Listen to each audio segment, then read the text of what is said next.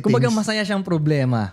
Kaya lahat sila gusto nila na quality time sa akin, pero yung sex ganun. Okay. Minsan, gusto kong pahinga, parang ganun, di ba? Parang yun yung mga pinoproblema ko. Parang ayoko makipag-sex ngayon Yun, yung mga good problems. Yung mga good problem yun. Or, let's say, and syempre, mood swings yan sila. Di ba? Ganyan. Yun yung mga nakakainis. Para kasing tanga pag nagmo-mood swing sila Kumbaga parang ano ba problema mo? Wala naman nangyaring masama sa iyo.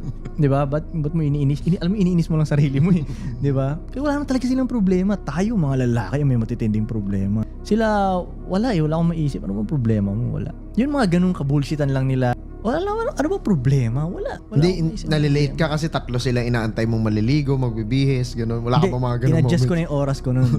Nag-adjust ako na nun. Calculated mo na? Calculated na yun. Okay, tatlo silang mag-aayos, gantong oras. Kaya hindi pwedeng isa lang yung banyo pag magagano ka rin ng relationship, ako para sa akin kung tatlong babae ka, dalawa, at least may dalawa silang isang kwarto, ano man, paabutin mo sa ganun.